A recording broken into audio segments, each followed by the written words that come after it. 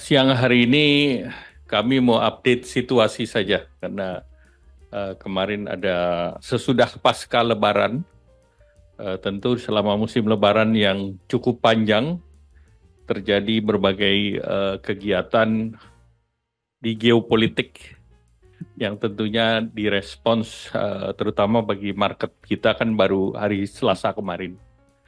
Jadi kami ingin hanya menegaskan bahwa pertama, potensi eskalasi yang kemarin kita belum tahu, kita lihat relatif sudah eh, ada beberapa statement dari negara-negara Barat yang mengatakan tidak mau terlibat, dan negara tetangga di sekitar Israel, baik Jordan, Mesir maupun Arab Saudi juga menekankan untuk deeskalasi, dan Sekjen PBB juga sudah meminta semua pihak untuk menahan diri dan sedang berusaha untuk mengendalikan eskalasi situasi. Nah, sebelumnya Iran juga menyatakan masih menunggu statement dari PBB. Di para pemimpin relatif statementnya sama, hindari eskalasi, dan juga potensi-potensi disrupsi yang kita lihat tentu yang terkait dengan logistik, supply chain, dan juga kepentingan di Selat Hormuz. Kita tahu Selat Hormuz penting terutama untuk jalur minyak, dan 30% perdagangan minyak ada di sana. Tapi kita juga tahu ada pangkalan Amerika di sana, di Qatar. Jadi tentu ini secara geopolitik relatif belum ada apa-apa. Jadi tentu kalau belum ada apa-apa ya kita juga tenang-tenang saja. Lanjut. Kalau kita lihat kepercayaan investor terhadap ketahanan ekonomi Indonesia baik. Pertumbuhan ekonomi kita yang 2024 5% diperkirakan 5,1%, dan sedangkan pertumbuhan global di tahun ini diperkirakan 3,2. Jadi Indonesia jauh di atas perkembangan ekonomi global, dan ekonomi global diperkirakan flatten tetap, sedangkan Indonesia 5,1 di tahun 2025, dan juga negara berkembang pun rata-rata emerging countries di 4,2. Nah, kemarin beberapa rating sudah mengeluarkan ratingnya. Moody kita outlook-nya stable di Baa2. Fitch rating juga kemarin baru mengeluarkan di 15 Maret. Itu outlook-nya juga stabil, triple B, dan juga GCR 22 Maret kemarin, triple B plus, outlook-nya stabil. Dan Moody menilai bahwa ketahanan ekonomi tetap terjaga dengan pertumbuhan ekonomi yang tinggi dan stabil, dan berbagai instrumen kebijakan kuat di tengah ketidakpastian ekonomi global. Jadi faktor ketidakpastian itu sudah dimasukkan dalam pertimbangan mereka. Demikian pula Fitch dan GCR menyatakan bahwa inflasi terkendali dan rasio utang terhadap PDB juga rendah dan terkendali. Lanjut. Nah, kalau ini kita lihat tekanan global terhadap nilai tukar. Kita lihat Indonesia yang merah, kemudian Malaysia kuning, Thailand hijau, dan Amerika Serikat biru. Kita lihat kenaikan yang kuat itu karena Amerika kuat sendirian.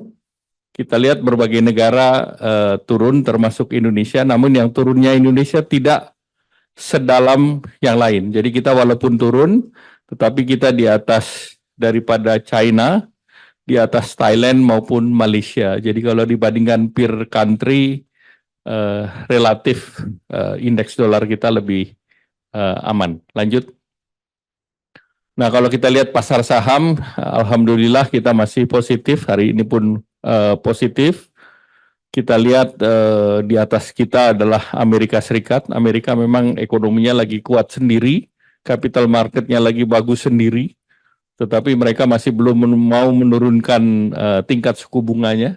Dan sekali lagi, higher for longer itu strategi mereka, sehingga tentu kita harus jaga kepercayaan investor dalam negeri, terutama agar tidak terjadi capital outflow.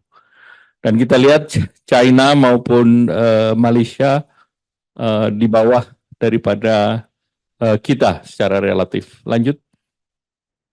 Nah, kita lihat prospek kita masih bagus, kepercayaan konsumen masih level positif 123,8, penjualan eceran juga bagus, tumbuh 3,5% year on year, dan di sektor manufaktur kita relatif tinggi dibandingkan berbagai negara lain.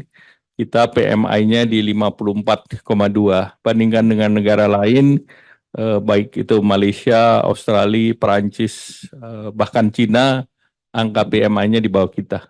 Lanjut.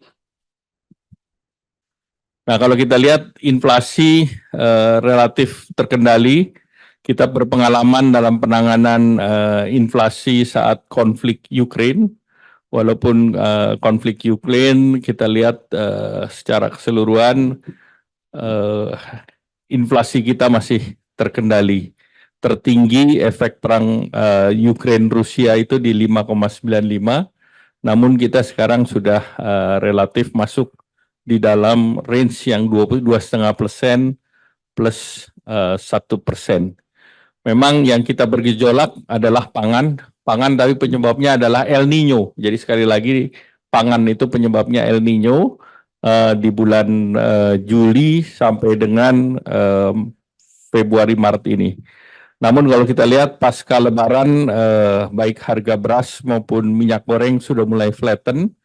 Demikian pula cabai rawit dan cabai merah pun turun. Jadi ini inflasi yang tidak tergantung kepada konflik di Timur Tengah. Ini inflasi dari faktor dalam negeri dan pengaruh dari El Nino kemarin. Lanjut. Nah, ini kebijakan yang dilakukan. Beberapa media akan menanyakan bagaimana kita menangani inflasi. Jadi secara policy, pemerintah sudah bekerja sama kuat dengan tim pengendalian inflasi pusat, tim pengendalian inflasi daerah, agar inflasi tetap dalam rentang 2,5 plus minus 1.